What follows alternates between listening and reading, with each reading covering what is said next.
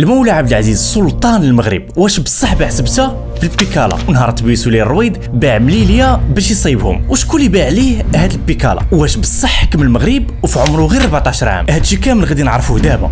دابا دركا اعطوني لايك، اشترك في القناه وضغطي على هذاك الجرس.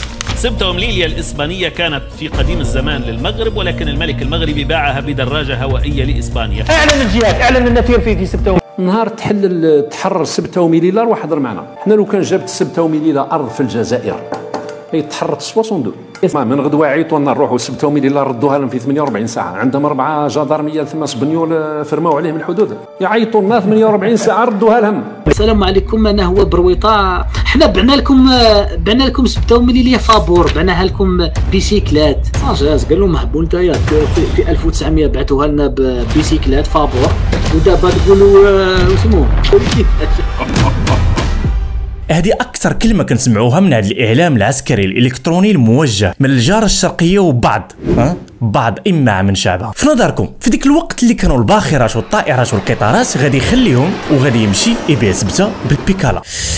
أين المنطق؟ أولا سبته تحتلت سنة 1415 ومليلية تحتلت سنة 1497. أما البيكالا اللي قالوا باع سبته سنة 1415 باش يشريها ما تخترعت حتى لسنة 1885. والمولى عبد العزيز هذا السلطان اللي قالوا باع سبته سنة 1415 باش يشري البيكالا ما تزاد أصلا حتى لسنة 1878. ومن هنا نستنتج أن سبته ومليلية تحتلت قبل ما تخترع البيكالا ب 400 عام، وقبل ما يتساد السلطان مولاي عبد العزيز ب4 ديال القرون. هذه هي الحقيقة الواضحة وضوح الشمس في نهار زوين. فاحترم عقلك واعطيه ولو فرصه وحده في حياتك يفكر ويبحث في التاريخ بعيدا عن الحقد. ما كنهضرش على اللي عارف الحقيقه وكيكذب على راسو وكيستغبى شعبه ومحيطه. كيف كيقول ديكارت في المقوله ديالو: ليس الاعمى الذي لا يرى، انما الاعمى الذي لا يريد ان يرى. المولى عبد العزيز اللي قالوا باع سبته بيكالا كان سلطان المغرب ما بين 1894 و 1904، وما كانش هو اللي حاكم المغرب حيت كان في عمره غير 14 عام. واللي كان وصي عليه وحاكم البلاد هو الحاجب الملكي الصدر الاعظم بوحمد بن موسى. هذا الاخير كان كيدير اللي في جهده باش يلاهي السلطان الطفل بالالعاب، قطارات، طائرات، آلة صور، اي لعبه كتقول ها انا كيف ما بغى يكون ثمنها كان كيشريها ليه غير باش يبقى السلطان ملاهي ويدير هو ما بغى في حكم المغرب. وهاد الالعاب اللي كان كيسري ليه بوحمد كبدت المغرب خسائر كبيره من خزينه الدوله، ومن يوصل 20 عام ما بقاش مكلف به بوحمد، وتكلف به وزير الدفاع المنبهي واللي كان اكثر من بوحمد، وما كان كيخلي حتى اخبار توصل السلطان على اوضاع المغرب بحال ثوره بوحمار. بعض شي ناس من لا تاريخ لهم يظنوا ان سبته ومليلية الاحتلال ديالو كان في الاستعمار الاسباني القريب. بغيت نقول لهم باللي اصلا سبته ومليلية تحتلوا قبل ما تكون الدوله العلويه حاكمه المغرب. سبته ومليلية تحتلوا في القرن 15 وداز على الاحتلال ديالهم دابا اكثر من 600 عام. مع سقوط الاندلس الصليبيين انتقموا من المغرب واحتلوا سبته ومليلية من البلاصه اللي انطلق منها فتح الاندلس، واحتلوا بزاف المدن المغربيه بحال الصواري اللي سموها موغادور وجديده اللي سموها مازاغا وبزاف المدن واحده اخرى. لكن المغرب واش غادي يبقى شاد يدي في هذه الحاله وبلادو كتستعمر بطبيعه الحال؟ نهار 2 مع النبوري 8 غشت سنه 1578 المغرب غادي يحارب البرتغال في معركه وادي المخازي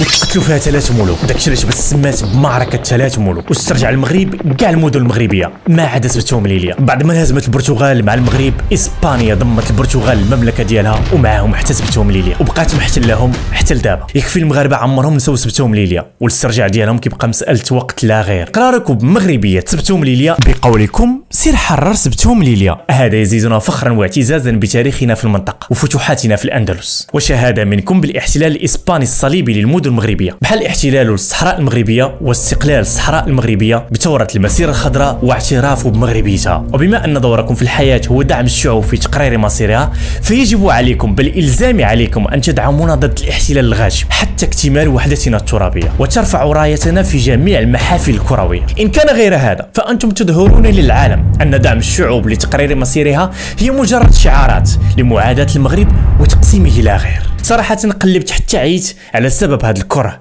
وهذا الحقد من الجنرالات والكابرانات وبعض بعض إمعة من شعبها. ما لقيت حتى شي سبب يخليهم يكرهونا لهذه الدرجة. نحن دولة جارة وأكثر من هذا إخوة، وهذه التصرفات الصبيانية لا تمت للأخوة والعروبة بصلة. فارجعوا فارجعوا الى صوابكم. ليس العيب ان لا يكون لك تاريخ، لكن العيب ان لا تبدا من صنع التاريخ من الان. عبد العزيز بعسبته بالبيكالا، ماشي هذه هي الاشاعه الوحيده او التهمه الوحيده او السرقه الوحيده اللي كيرددها الاعلام العسكري ضد المغرب. ما هذا الا رد فعل على الاشاعات التي تخرج على المغرب، وانا كصانع محتوى بواجبي هو توضيح الحقيقه. كان معكم خوكم عادل الشرقاوي، ما تنسوش لايك وحاول تبارطاجيو الماكسيموم مع اصحابكم، واتساب، فيسبوك، انستغرام. تلاقاو ان شاء الله السمانه الجايه فيديو جديد، موضوع جديد. تهلاو لي فراسكم.